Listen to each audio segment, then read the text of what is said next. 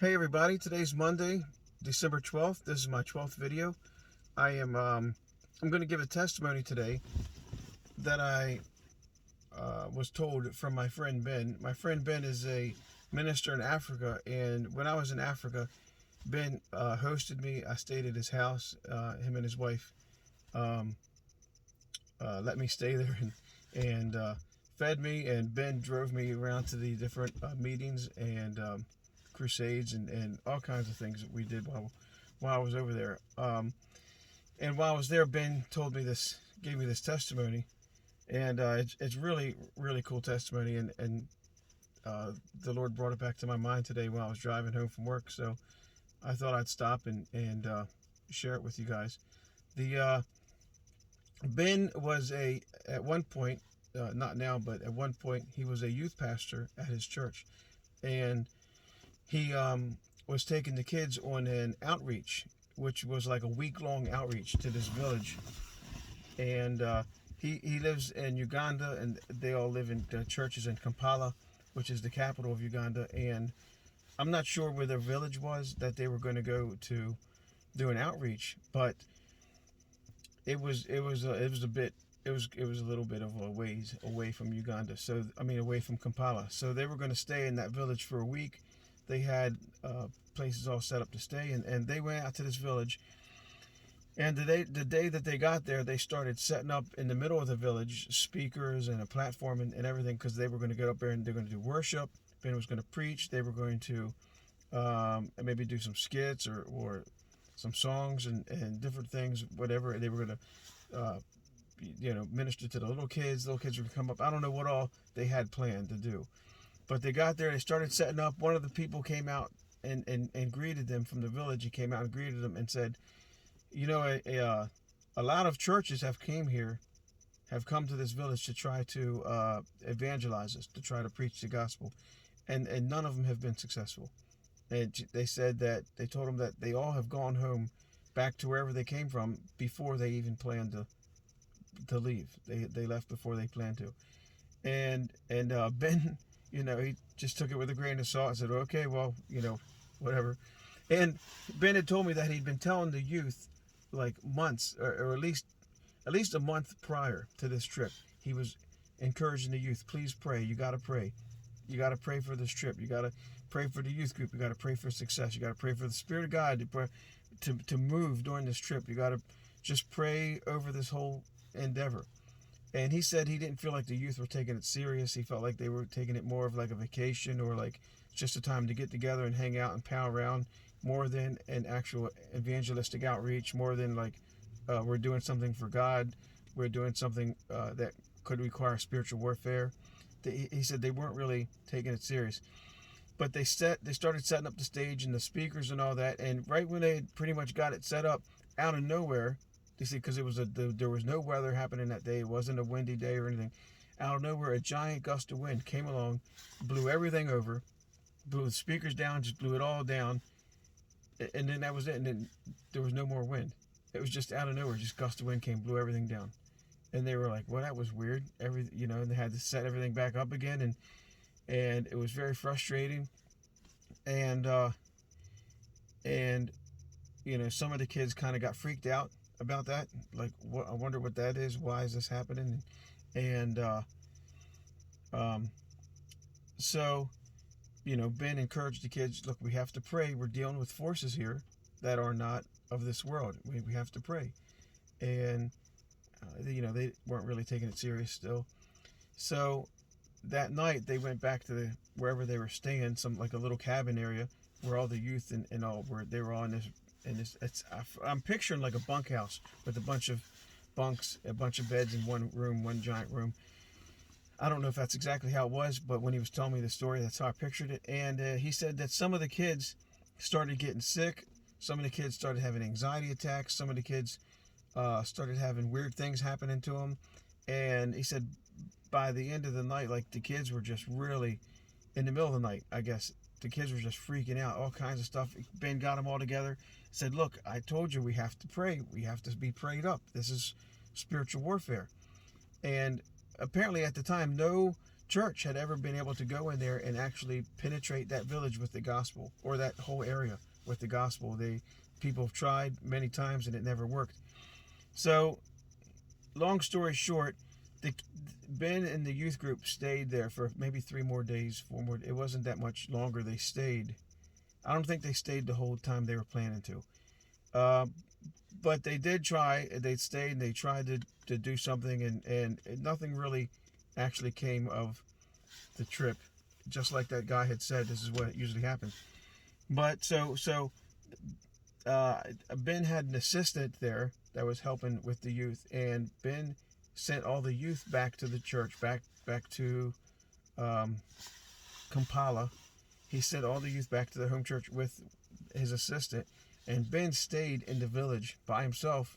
He said he just wanted to pray a little while, and he just wasn't comfortable leaving, feeling like the devil had gotten the best of him, or that they weren't successful in doing anything.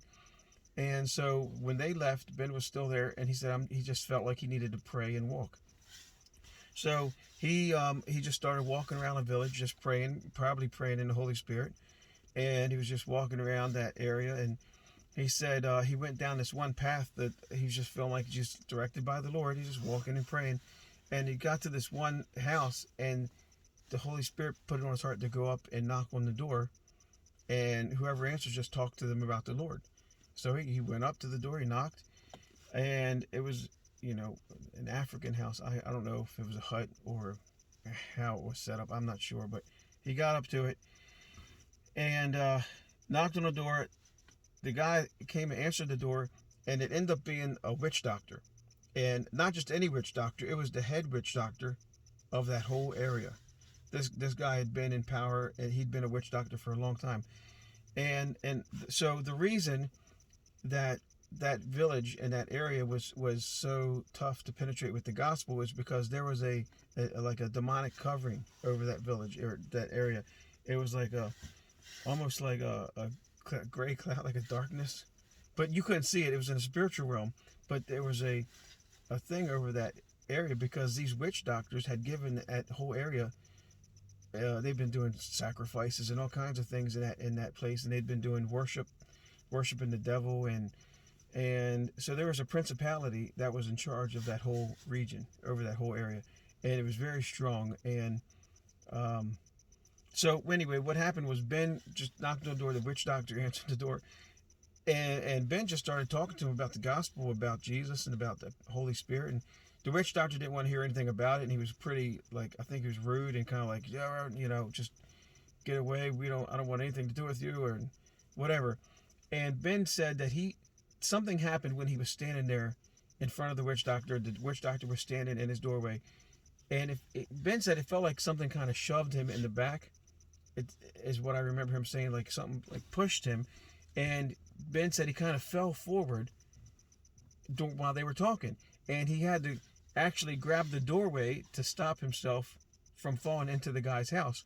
But when he did, and the dude jumped back because he could see like Ben was obviously lost his balance, and so the guy stepped back, and Ben looked down right when he caught himself in the doorway. He looked down, and his foot actually was inside the guy's house, and the witch doctor looked down and seen Ben's foot in the house, and